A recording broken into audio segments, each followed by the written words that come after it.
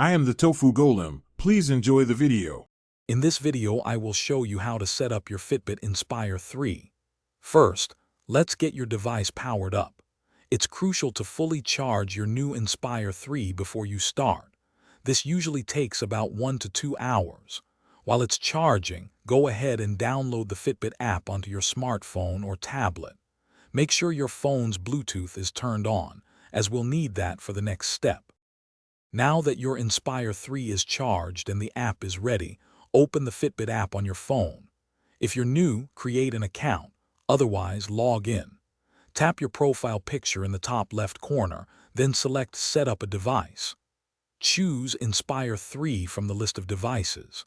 The app will guide you through the pairing process, which typically involves entering a 4-digit code displayed on your tracker. With your Inspire 3 paired, it's time to personalize it. In the Fitbit app, you can customize your clock face, manage which notifications you receive, and even set up exercise shortcuts for quick access. Take a moment to set your daily goals for steps, active zone minutes, and sleep.